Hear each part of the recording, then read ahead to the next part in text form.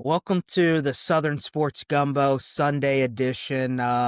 Great day of games yesterday. We dropped a late night podcast last night, so go back and listen to that for breakdown all the games from Friday and Saturday this week. Today we're going to be talking about the Power Four conferences and the at-large bids, and then we're going to talk some coaching change, some hot seat stuff to wrap up today. So let's roll into the ACC here. Huge win for Georgia Tech yesterday over Duke, which puts them first place at 4-0 in the ACC. Miami went down, so they are sitting at 1-1 in the ACC, which actually puts them in ninth place, only because they've played two conference games. Few other teams I want to mention: Virginia sitting at 3-0. 6-1 overall, and SMU is also undefeated in ACC play at 3-0. And then you've got a few teams like Duke, who's 3-1 in ACC play, Louisville, who's 2-1. When I think about this league, to me, it's a six-horse race. Georgia Tech's a step above everybody else right now, in my opinion. Miami has all the talent in the world, but suffered a loss Friday.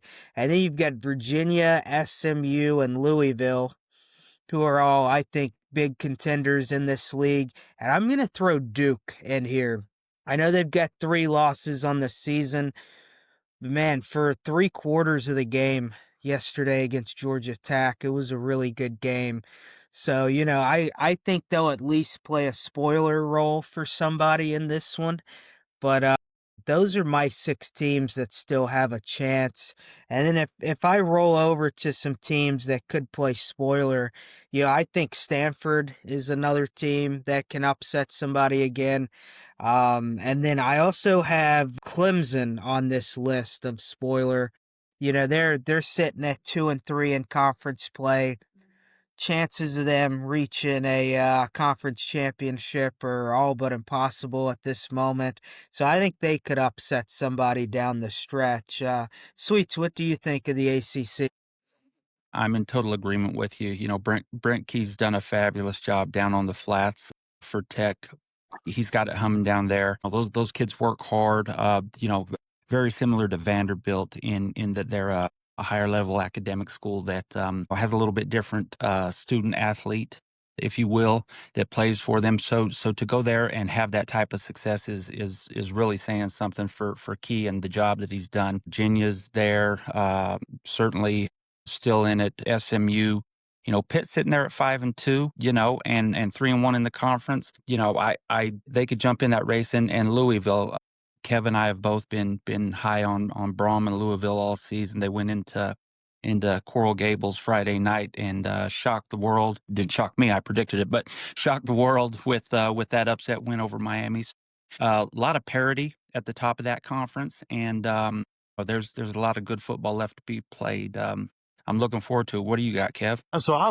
This conference to me offers a lot of excitement as we get into the last month and a half of the season. Georgia Tech is a team with that win yesterday against Duke. I really think that they have a strong chance of winning out in the ACC. The conference schedule aligns for them. They have a pretty good shot of winning out. Even at one loss, I think they would probably make the conference championship game. So I really like Georgia Tech, have all year. Love Hayden's King, Brent Key, and again, the comparison to Vandy, not just from the academic, kind of how they play is spot on. After that, Virginia is a contender, and then I had SMU as a spoiler, but they went into Clemson yesterday and won, so I got to slide them at being 3-0. I got to slide SMU over as a contender. In the 2 seasons that they've been in the ACC, Rhett Lashley has not lost an ACC game, and he coaches his teams up. So I got to put them in that contender group. I know Miami, because they've only played 2 games, is not as high up on the conference standings poll, but I would still put them in the contender poll, the contender group, in Louisville in the contender group. My two spoilers in that league are Clemson and then Pitt. And Pitt is going to play a role as a spoiler. They've won some games already, beat some teams, surprised some teams. And then not only does Pitt play a role in the spoiler aspect of things in this conference, November 15th, they have a game that they host Notre Dame. You look at Notre Dame's schedule. That is the only really game on Notre Dame's schedule that I see that they might get beat. So I Clemson, or excuse me, Pitt is a someone that I definitely throw in this spoiler group playing good football. So that gives me the ACC. So where do we go next? Yeah, one more thing on the ACC. Before the season started, I kind of had them, or early on in the season, I had them written off as a one bid league. I think they can get two in now. You look at Georgia Tech's schedule the rest of the way. Yeah, they've got Syracuse, NC State, Boston College. They do have Pitt, which could be a tough one. And then they end the season with Georgia. So if they win out, let's say they lose a close one to Georgia and then play, Miami. hypothetically, I'm going to throw Miami in here and it's another close game. So you're talking about a Georgia Tech team that's 11-2 with losses to likely two top six teams. I would think that they'd be a two-bid league at that point. I think you're right. I think that's very much a possibility. So that brings us over to the Big Ten. Kevin, you want to get us started on the Big Ten? Yeah, to me in this league, you've got three teams that stand out in the contender category, and that's obviously the Indiana, Ohio State, Oregon group. Oregon's at 3-1. Indiana, Ohio State are 4-0. I think the chances of Indiana, Ohio State winning out are both pretty high. They have a pretty deep spoiler group though in this league. And so when you look at teams that are playing well and not just playing well, beating teams, uh, you have Northwestern is 3-1 in the league. USC is 3-1 in the league. Iowa's 3-1 in the league. Michigan 3-1 in the league. Minnesota 3-1 in the league. And the amazing thing, I don't understand it, is but UCLA now has ripped off 3 wins in a row. They're 3-1 in that league. And they've proven that they can beat some teams. So you got to throw them in that group that can be a spoiler. And I think all those teams are in that spoiler group. I don't see them getting, some of these teams are going to beat each other. So I don't see them getting in that contender group because I don't think in that league, anything past one loss, you won't have a chance to play in the conference championship. But it's going to lead to some fun football and some really competitive games when you have those teams that can play a spoiler role. Like it did not spoil Ohio State's playoff chances, but Michigan beating Ohio State last year, you're going to have one or two of these teams that knock off a team that's in that top group. Your thoughts, D-Mac? Yeah. I'm with you right now. It's Indiana and Ohio State above everybody else with Oregon kind of looking in. But man, Oregon still has a couple games that could be tough for them. They travel to Iowa, they play Minnesota and USC, and then end the season at Washington. So I still have USC as a team that can contend here in the Big Ten. They're sitting at 3-1 in conference play right now. If they can get hot, they do have a few tough games. They're at Nebraska coming up, and then they still play Oregon and finish up the season at UCLA, and have Iowa and Northwestern mixed in there too. So if they could find a way to run the table and they finish at 8-1, may not be enough to get them into the conference championship with the schedule that Indiana and Ohio State has left. If they're sitting at 10-2 and just barely miss that conference championship, they're another team that I think is on the bubble. As you start to see some of these conferences, have a more clear picture. Notre Dame at 10-2. I know they beat USC, but if there's a 10-2 SEC team that has losses to potentially number 2 and number 5 down the road, yeah, I think you're going to see a really good 2-loss team get left out of the playoff this year. As to when we first started talking about this before the season, we thought a 3-loss SEC team or Big Ten team had the potential to sneak in. Sweets, what do you think of the Big Ten?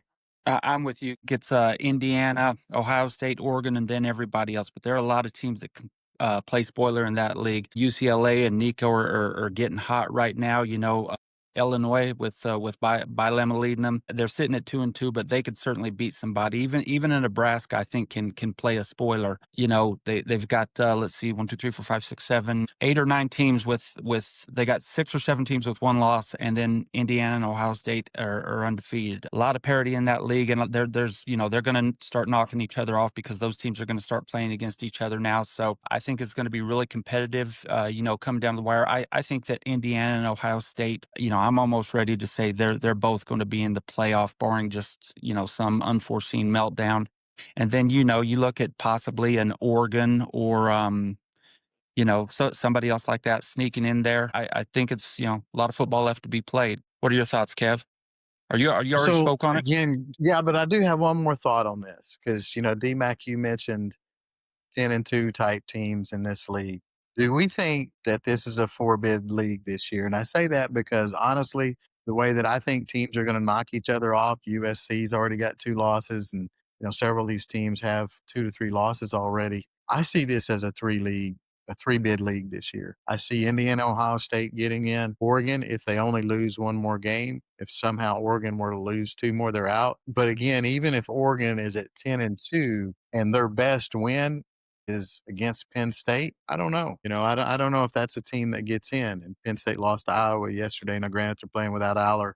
But do we think this is a 4? I don't think that this is. I don't feel strongly about this being a 4-team bid league. One of you guys might.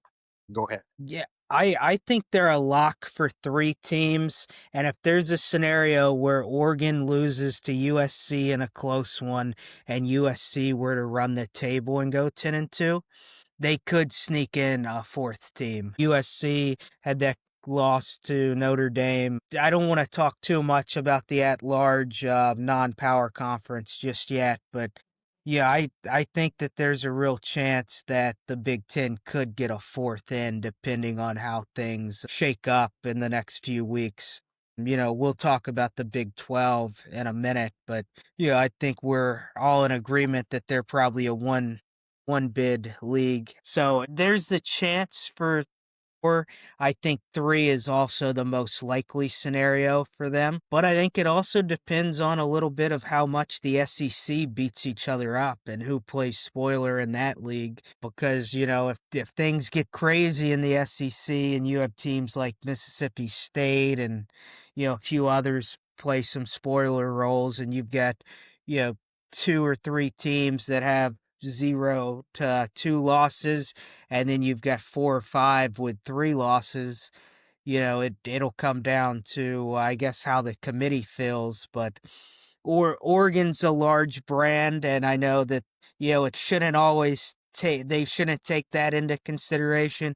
It should be the 12 best teams. But if Oregon's your 4th team in the Big Ten, and let me throw a Missouri out there, who I think Missouri might be the better team out of the 2, but I think they're still going to factor in the money aspect a little bit and the brand that would be playing in the playoff. All right, so we want to go to the Big 12 maybe next, and then we'll say the SEC for last. So DMAC, what's your thoughts on the Big 12? I know you're a big Tech fan, and they're still in this.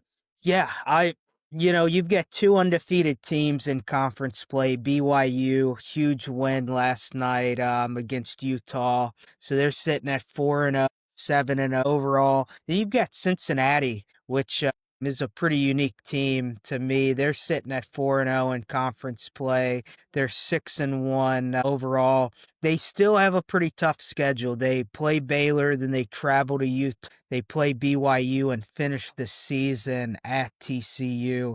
So tough schedule for them remaining. Then you've got Arizona State, Texas Tech, and Houston, who are all 3-1 in conference play. Arizona State, huge win at home over Texas Tech. If I'm picking this league, though, I'm still rolling with Texas Tech as my favorite. They had a quarterback injury yesterday, lost a close one on the road. Yeah, I think regardless of what the quarterback situation is moving forward, you give Mac Leftwich time to game plan for another quarterback running his offense. They're going to be fine. So I think if I had to predict a conference championship right now, I would go Texas Tech, BYU in this one, with Texas Tech winning the league. I think that the Big 12 is going to be a one bid league, but if you have a BYU team that goes 12-0 and then loses in a conference championship, yeah, that could be a little interesting, which that would mean that they beat Texas Tech in the regular season and then Tech beat them in the conference championship. It's going to be interesting to see how this one shakes out, but I'm still rolling with the Red Raiders as the best team in the Big 12. What do you have, Sweets? I agree with you. I think Texas Tech is still the best team in the league, but the best team doesn't always win the league. BYU had a huge win over the Running Utes last night. A great game. Went down to the wire. And I also agree on this bid, or on this league only getting one bid in. Unless there's a scenario where BYU's in the championship game and loses to a Texas Tech, or whoever they would match up with in that game. There are a lot of teams that still play spoiler in this conference. Iowa State, Matt Campbell, TCU, Utah can be somebody. Dave Aranda can step up and bite you. Kansas, K-State. There are a lot of teams in this league that can upset one of the top dogs still remaining. Houston's playing really well. They're sitting there at 6-1, 3-1 in the conference, and they're going to have a say in it at the end of the day. So I think it's just going to come down to who can keep it on the tracks and stay injury free. We don't know what's going on with the quarterback situation at Texas Tech. If he comes back, and if he does come back, how healthy is he going to be? So there are a lot of variables there. In any case, a lot of ball left to be played, and there's still. I'm with you though. I think if everything shakes out as planned, never goes that way, that it's a one big bid lead league there. What are your thoughts, Kev? So I've got on the contenders, I have BYU, Cincinnati, Arizona State, and Texas Tech as my contenders in this league. BYU big win last night. Cincinnati's that team that just keeps beating teams that nobody's really talking about, but they're playing well. They're not just beating teams. Defensively, they're good. I mean, their offense has been solid, but they're starting to get better offensively. So I think Cincinnati is strongly in this mix. Then I agree. Tech has the best team talent wise, and they have a good team. And if the quarterback doesn't get hurt, they probably win that game yesterday. That being said, beating Arizona or losing to Arizona State yesterday, Arizona State to me has the best chance to win, to end up in the Big 12 championship game when you look at how their schedule plays out the rest of the year. Their one game that they have to win would be at Iowa State. And that's, you could lose there. So I really think you could see an Arizona State Texas Tech rematch in this thing, or BYU, one of them, and Cincinnati slips in there. That's going to be interesting. That's why I say I think those four teams strongly are in contention, and it could be like last year where you had some tiebreakers that decided who played in the Big 12 championship games. So from there, I go spoiler. I put Houston at the top of the spoiler list. When I look at their remaining schedule, they have some really tough games. I don't see them getting out of this. They're 3-1 in the league. I don't see them losing just one more game. And I think it's going to be hard if you end up with two losses to play in the championship game, because I think out of those four, you're going to have at least two of those with one loss. So I think a two-loss team might have a hard time playing in the championship. Houston has a spoiler. TCU has a spoiler. Baylor, those teams already have two losses. Iowa State, same. Kansas, the same. Utah is another two-loss team that I think slid into that spoiler role. And then Kansas State, who lost some games early but is winning now. I think they're in that spoiler row. So more spoilers in this league than any other. I think that just speaks to the level of balance, I guess is the best way to say it in the league. So it's going to be interesting. There's some well coached teams in this league. I put BYU in that group, put Arizona State in that group of well coached teams. Texas Tech has a lot of talent, and Utah, again, really well coached team. And then TCU and Baylor over the years have done things to show that they're coaching prowess. Same thing with Kansas State, and again, Matt Campbell at Iowa State. So there's a lot of guys that are good coaches that could upset somebody. I didn't mention Scott Satterwhite, and maybe I should, because he was on the hot seat coming into this year, and all he's done is just get Cincinnati off to a 4-0 start. So a lot of balance in this league, a lot of good coaches in this league. So this one's going to be an interesting one to see how it plays out. Anybody else have any more thoughts on the Big 12? I like Arizona State Tech rematch in that Big 12 championship. I'll say that. I agree. You had anything to add, Sweets? I think that's where it's trending to. D-Mac, you want to go ahead and start us off on the at-large bids? Yeah, let's go. We'll talk a little group of five, and then we'll talk Notre Dame too here. So Notre Dame controls their own destiny right now. As long as they keep winning, they're going to be in. And then UNLV loses to Boise and essentially ruins the Mountain West chance at getting a team into the playoffs. So all you have left is the American Conference. Memphis lost a tough one to UAB yesterday. So you've got three teams in the American that are still undefeated in conference play. You've got Navy, South Florida, and Tulane. Navy's still got a few tough games. They do play Notre Dame in a few weeks.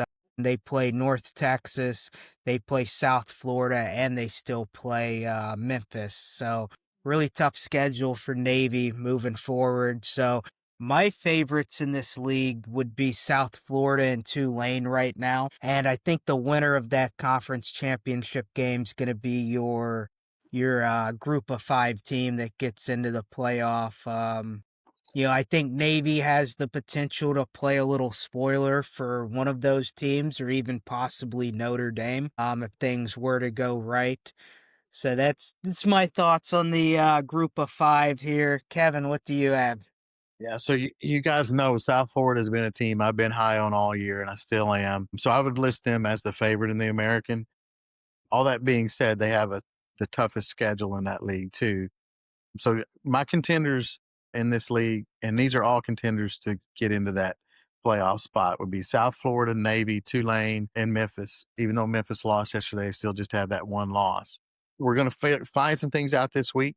10:25 next Saturday. South Florida and Memphis play each other at Memphis. So, Memphis lost yesterday, UAB, maybe trap game they were looking ahead. So they got a chance to put themselves back in it and put South Florida in a tough spot if they were to beat them next weekend.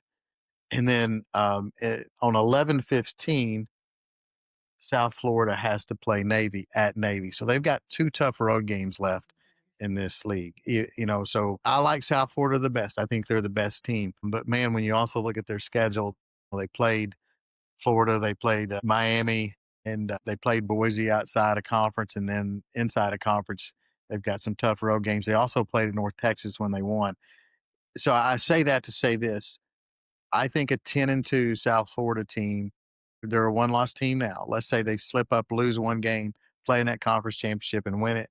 I think a 10-2 South Florida team, based on that conference schedule, would still be the team that is selected for the playoffs. But you got Navy, Tulane, and Memphis that are going to play a role. I have not talked Tulane much. Summerall's done a really good job there, and they just keep winning. And they don't, it's not like they go out every week and they just look dominant, but they're always very prepared. They don't make mistakes and they win games. So you've got to talk about Tulane definitely. To me, my spoilers in this league, I think North Texas is a team that could still play spoiler. And then again, those teams that we referenced, they all play each other coming up. So some of those contenders are going to slip into a spoiler role, especially if South Florida were to beat Memphis, that would knock them down, and then they would be a spoiler. But again, I don't count Memphis out. They're tough to beat at home, and they did beat Arkansas at home. So that's an interesting game. Sweets, what you think about the American? I'm in lockstep with you guys. I think South Florida is the team to beat. Wouldn't be surprised if Tulane snuck in there. Summerall's a heck of a coach, and like you said, they are always prepared.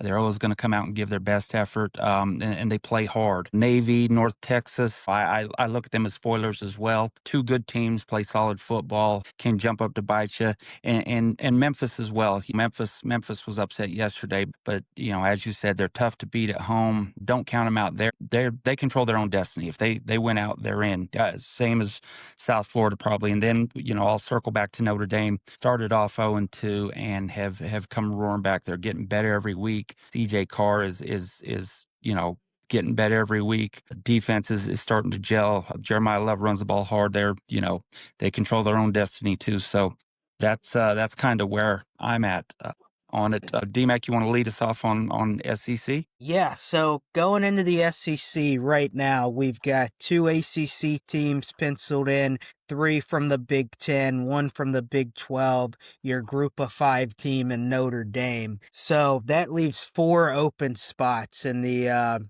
college football playoff. And 2 teams I think were eliminated from a conference championship this past week in the SEC.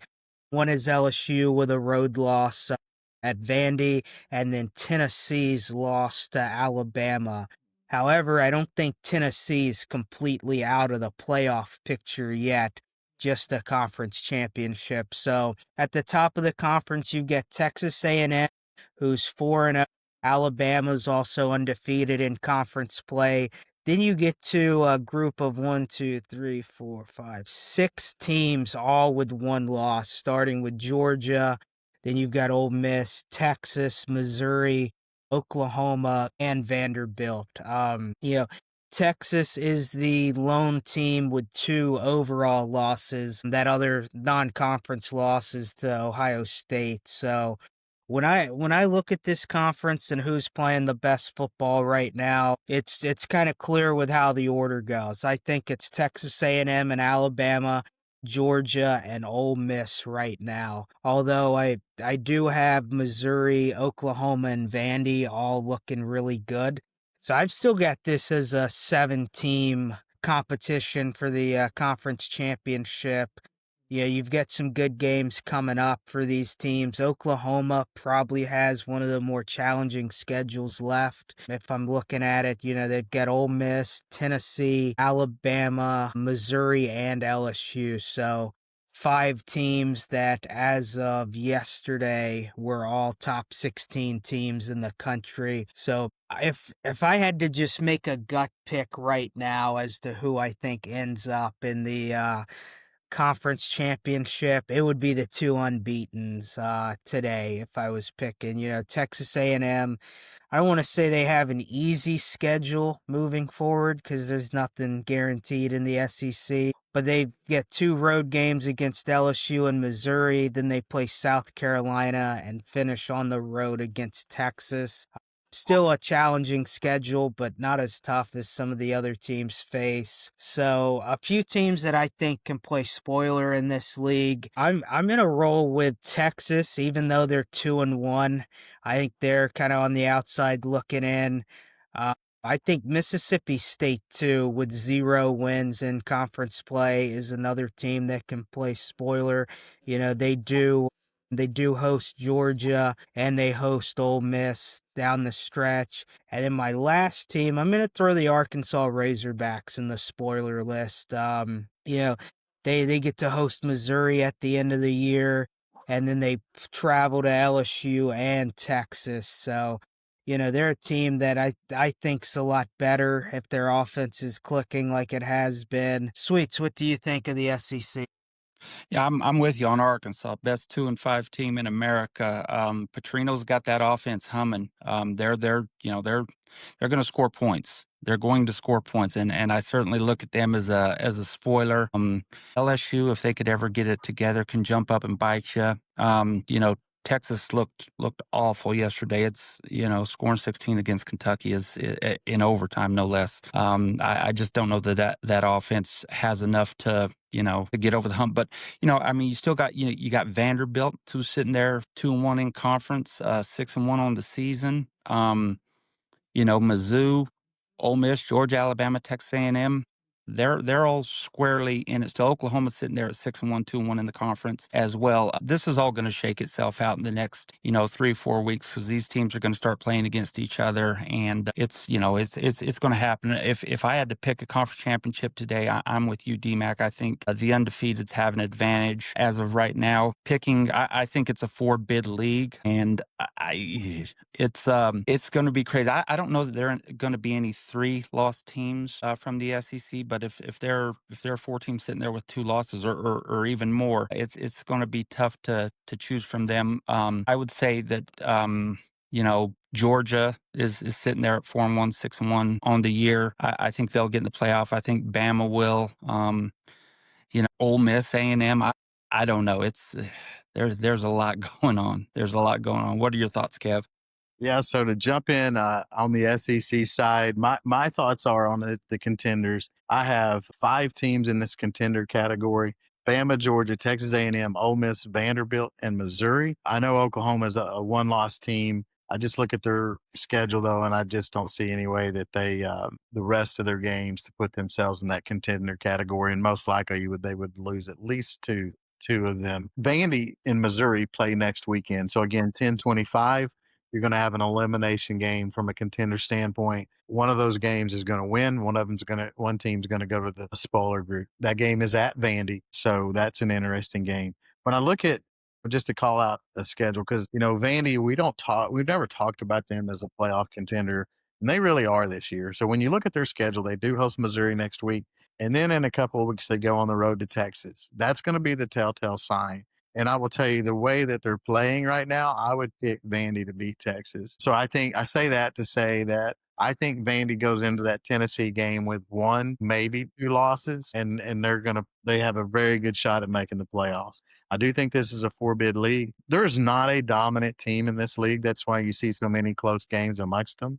There's a lot of very good teams, and I mean high level good teams. So I think Bama and A&M have the best chances right now to end up in the playoffs. And I would put Georgia in there too, because Georgia's won some good games.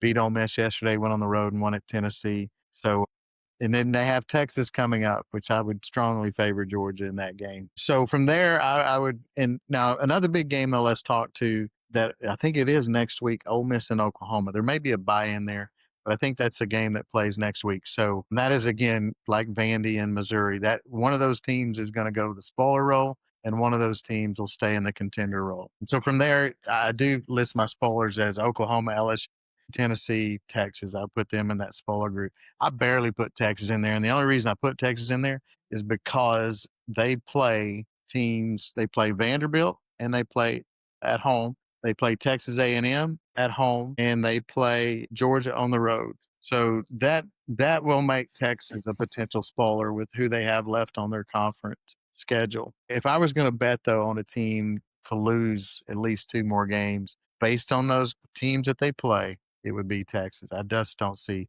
Texas winning all 3 of those games and other games they have on the schedule. To me, they're very, very vulnerable. They can lose it any week. So contenders, Bama, Georgia, Texas A&M feel strongest about them. If Ole Miss were to win next week at Oklahoma, and they very likely could, then I would throw them in that group. Like Vandy an awful lot. Missouri held on with a win last night to keep in that. Spoilers, Oklahoma, LSU, Tennessee, Texas. So if you had to pick your 4 teams from the SEC, Kevin, who would you have as your 4 getting into the playoff right now? For Bama, Georgia, A&M for sure, and I think those 3 will get there. My 4th is a tough one because I would go Ole Miss and Vandy in that next slot for that 4th spot. And man, I think both these teams have a shot at finishing the season with 2 losses. So again, that throws this into, does a bid get taken from somewhere else? Because I think both those teams could end up tied, and you're going to have similar wins. Ole Miss and Vandy both have wins over LSU.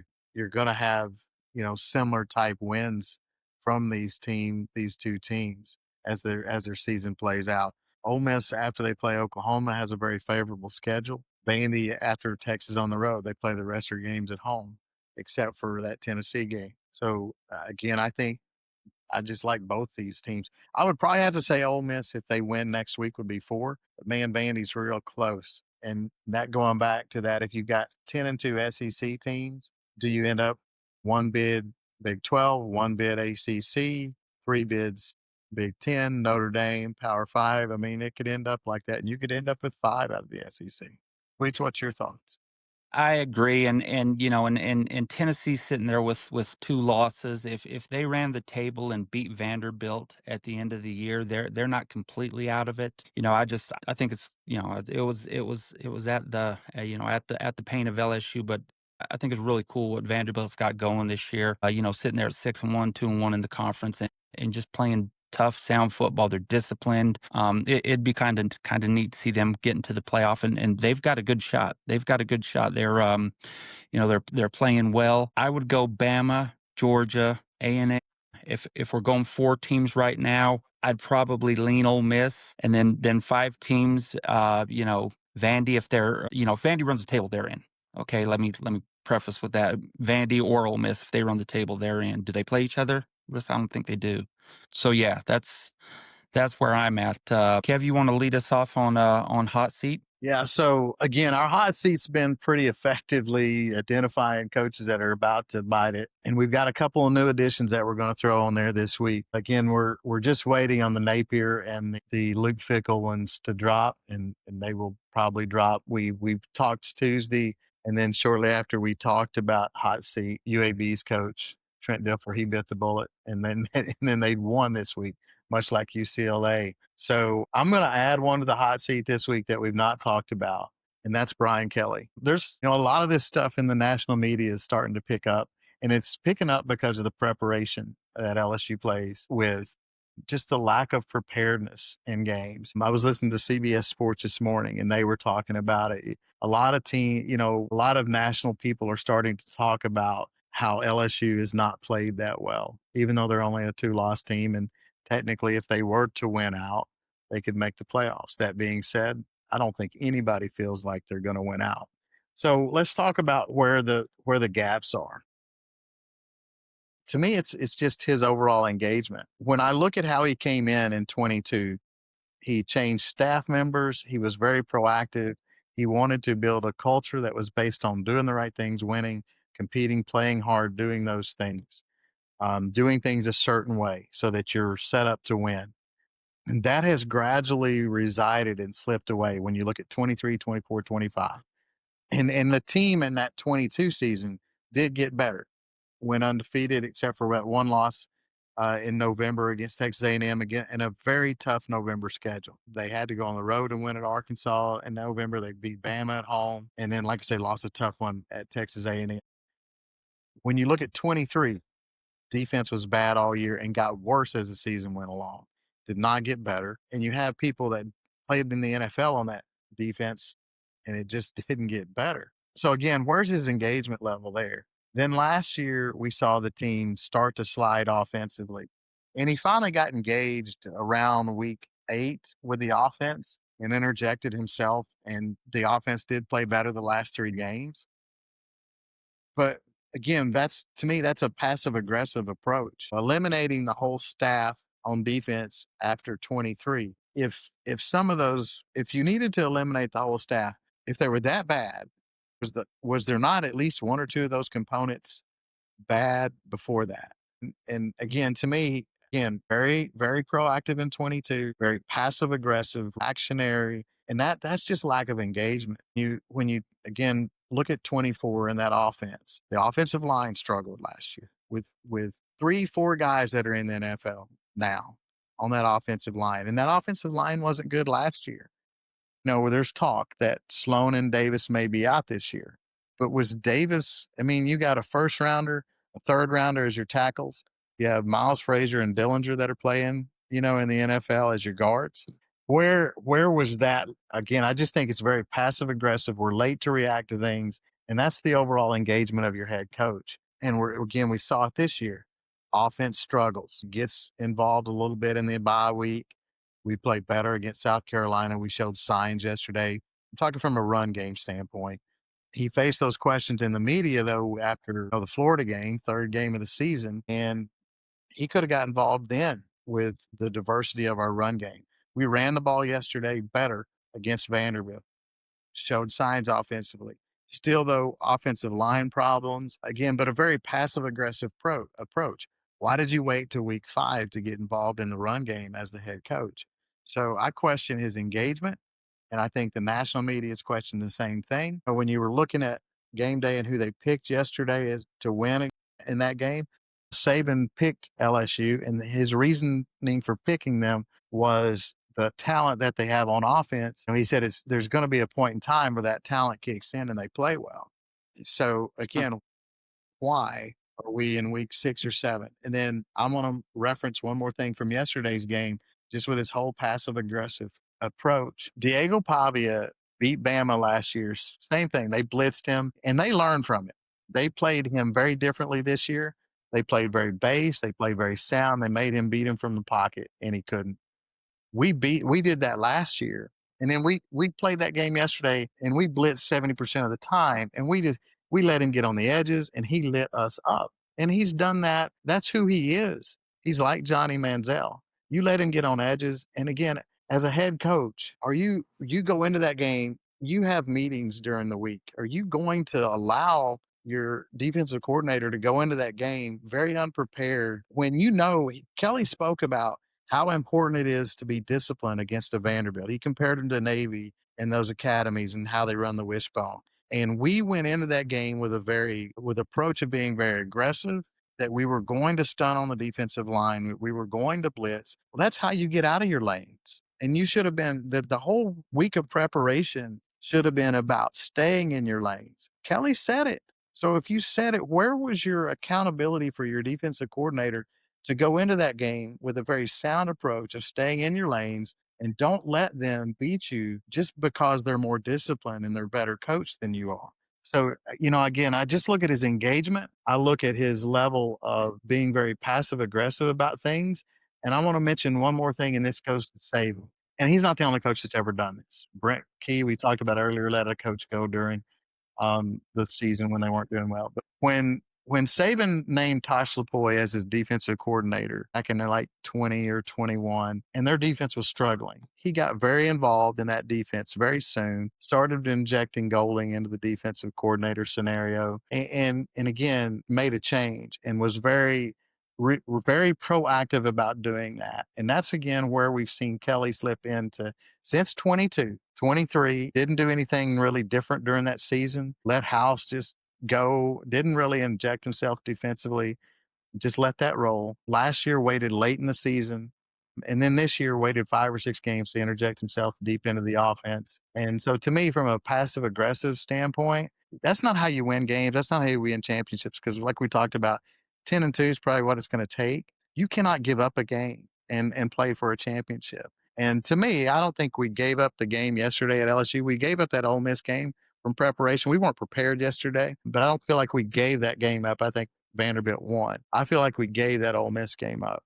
And I think if the offense would have played like we did yesterday, we would have beat Ole Miss. So I put Kelly square on the hot seat. I think it's going to be more talk of that. This isn't the last loss for LSU this season. As much as we looked at their talent and had high hopes for them and win that Clemson game, they've just not got any better. Other teams have gotten better. Bama week 1, so much better. And we have just not seen that again. And I incorporate that, or I equate that to the passive aggressive style that Kelly has slipped into, his lack of engagement as the head coach. To me, he's very comfortable. He talks about he came to LSU to win championships. He is not putting that out there from an effort standpoint. I don't know what he does out, during the weeks. I'm not saying that. I'm just talking about him interjecting himself like a head coach would, and to be very strong, to make changes, to react to things, be in the meeting rooms, and make changes to going into a game. We've not been prepared. And again, I'll say one more thing, and I'll shut up and let you guys talk about Kelly. We break a long run down to the 2-yard line yesterday. First down, we run. Durham gets a yard and a half. It's 2nd and goal from the half-yard line, and we substitute wide receivers. And the reason we did it is because Barry and Brown is getting in a fight on the edge with the Vanderbilt defensive back, so they felt like they needed to get him out of the game. There's no other quality team that is behind in that game that their players don't know better, that have enough discipline that, hey, I can't cost my team right now. I got to line up. I got to make a play. I got to block my guy. We got to score. And that threw that whole series off. We ended up having to take a timeout on that down. Then we get a penalty because we changed, the play. We bring a wide receiver, Thomas, in, and great play call. But, why is your wide receiver? That's preparation. That is mental. Those are the things that Kelly fought hard in year 1, but we don't do those things. All right. So that's my spill on Kelly. You guys got anything you want to add with it? Kev, you covered everything. The lack of improvement, we've gotten worse. We've gotten worse since week 1. While everybody else is trending up and in the right direction, we've went backwards. It's tough to watch.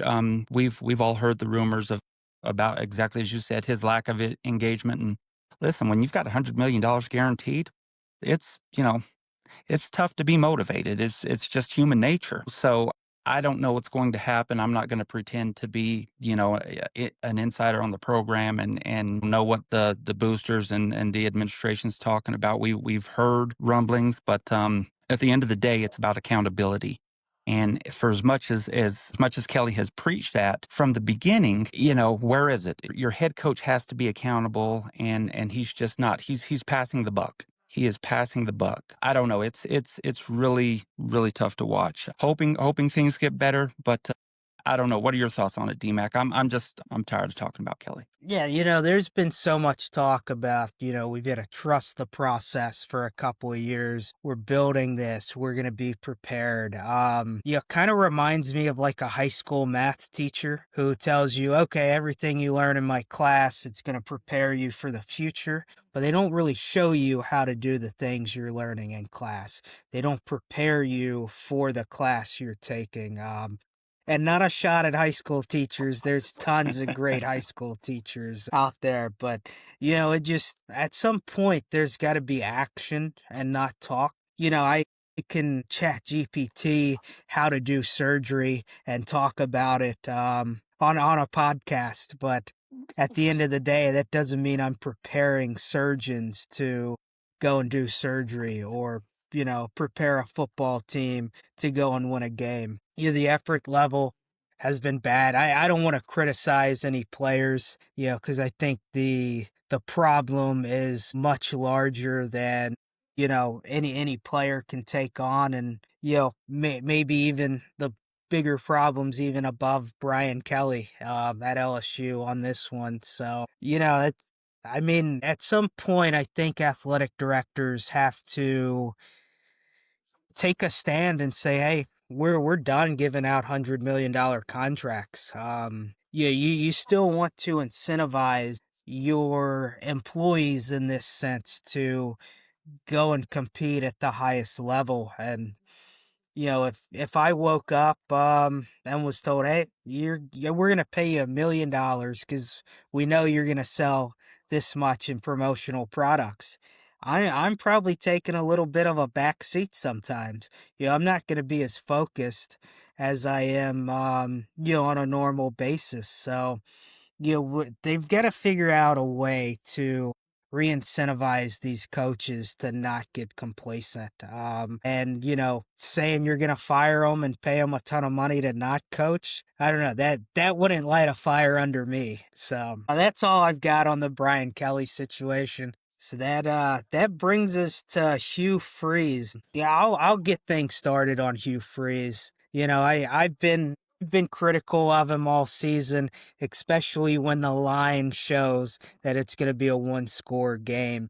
Since taking over at Auburn a couple years ago, he is 2-11 in one-score games, and one of those wins was over Cal in year one. So really 1-11, but we'll give him 2-11 in one-score games. Yeah, I haven't looked at the line of this upcoming game for them, but they're playing at Arkansas. And, if I had to guess, it's going to be probably 4.5, 5 point line somewhere. The Vegas is just begging everybody to take their opponents. Hugh Freeze has not performed as kind of an offensive genius, as people call him, knows offense really well. They continue to take a step back every year. I mean, they're averaging 167 yards of pass yards per game this season.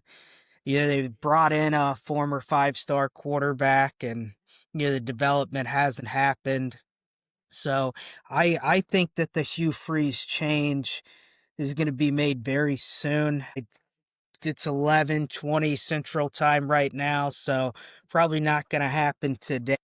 But it would not surprise me at all after they fall at Arkansas that next Sunday we're reading about a change in leadership at Auburn. Sweets, you got any thoughts on Hugh Freeze? I'm with you. I put Freeze in the win, not if category with Billy Napier and Luke Fickle. Listen, he as you said, he just can't win close games. And they're similar to LSU in their lack of preparation. It's kind of, they because they've got some talent there. And Kev, I know you were high on them earlier in the season, but it's like I said, they've kind of taken that trend where they're just not getting better week to week. They're actually, slipping a little bit. And that has to do with coaching. And I don't know if it's Freeze's lack of engagement with the players, because we'd all heard the rumblings from Auburn fans in the offseason about how much golf he was playing, how little recruiting he was doing. At one point in the summer, I think they were like in the 70s or something like that for their recruiting class. I mean, that's just not Auburn. Auburn's a, I don't know if they're a blue blood, but it's purple anyway.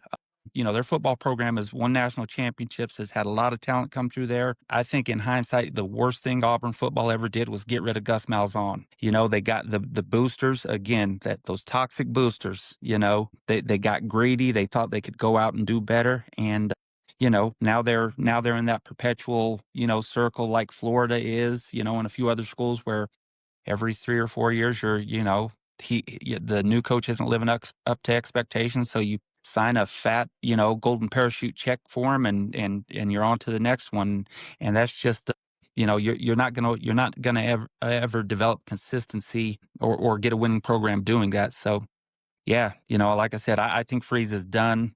It's just a matter of when they decide to pull the trigger. Another coach that has jumped, and placed his butt squarely on the hot seat is Mike Norvell at Florida State. After losing to Stanford last night, they've lost 4 in a row. They're 0-4 in conference, and it's just, they look so good early. They start off beating Alabama, great win. Tommy Castellanos is, he's doing everything. He's keeping defenses off balance, and then, they just hit a wall and they can't do anything right. They scored 13 points against Stanford yesterday. It's unacceptable. I read a few articles this morning, that boosters are talking, and they're trying to put something together to get rid of him. So I think Norville is also one who probably is going to be, he may not be looking for work at the end of the year because he's going to have tens of millions in the bank that Florida State's going to have to pay him, but he's somebody who's going to be without a job. You got anybody else, Kev? No, I think, that sums it up. And I do agree that Freeze has just made so many excuses. I think he's going to bite the bullet very soon, and we probably won't hear much from him. I think, for me, the interesting thing now with where we are with the hot seat is, what are the coaches that, are out there? And I rank them in two groups as potential coaches to be hired. Freeman from Notre Dame and Kiffin are in your top group that I think a lot of teams will come after them. That's in that $10 million group that you're going to pay. And I'll be honest, I'm personally not interested in that group. Even though I think both those guys are good coaches, I really, really like Freeman. And I will say this: Kiffin has gotten better the last 2 or 3 years, I think, as he's kind of matured in the role. But to me, I want to list 4 or 5 guys here that I think are coaches that are going to end up at a bigger school. And some of these we already know, but I like these guys. So I think, my first guy is Brent Key. I think he is going to elevate himself to a title contending type school. And I really like him. We've talked about him. And then the next one would be Kenny Dillingham at Arizona State. They won the Big 12 last year. He has them back competing this year, and he was an OC at Oregon, so I like him a lot. We mentioned Summerall from Tulane, and I like him an awful lot too. And then Alex Golish, like him a lot from South Florida. I mentioned South Florida a lot. As those are guys that I really think, if I look at it like the Texas A&M, what they did. They went out and they spent a bunch of money on Jimbo, and that didn't work out. He was at a point in his career, he wanted to make more excuses, wanted to blame others, like we see other coaches that were mentioning on the hot seat. And A&M decided, we're just going to go hire a good football coach that is hungry and wants to win. And they hired Mike Elko, and they're playing good football, and they're paying him $7 million, which is still a lot of money, but it's not that $10 million 10-year contract. And I think schools really got to dig deep and go find the guy that's hardworking, that'll put a good staff together, that the staff can recruit. He run the overall program. Clark Lee would be another one from Vanderbilt that I would certainly put in this group that I think you're going to see elevate. But I think I really like those five guys. I'm probably leaving someone out, but I think if you're a team hiring a coach, take the A&M approach. Go find a guy that wants to win, that is at a smaller program, that shows the work ethic, that shows the organizational skills, that can prove that he can hire a good staff, because the most important thing that a football coach does is you got to have good coordinators and a good staff. Orgeron proved that. That's how he won a national championship. He had a great staff. He played a role too, but he had a good staff. So I like those guys. I don't know if you guys got any thoughts on that as we close out as coaches that we're going to see in this group that elevate. I agree. I agree totally.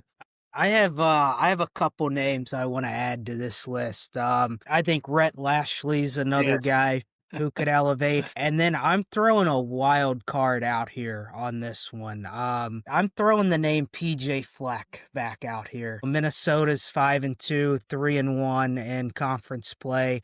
They do have a tough road game against Oregon in a few weeks, but if they run the table at 10-2, I remember in 2017 he was a really hot name when he took the Minnesota job. So he's a guy who, if things go right down the stretch here for them, he could be a guy who could elevate to another program here. So those would be two names that I add. So that's all that I've got today. Lashley is And someone that definitely I'll deserves to add be in that group.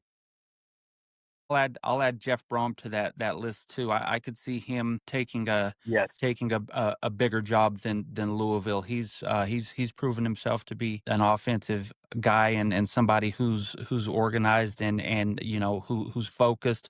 He puts in the hours, puts together good staffs. I could see him making a jump. I mean, Louisville's home to him, but I could certainly see him taking a step to a bigger school. Absolutely. Awesome. Well, that's a wrap for our Week 8 Sunday wrap up with conference outlook and some coaching change, hot seat topics. We'll be live on YouTube Tuesday at 6:30 Central Time, so make sure you join into that.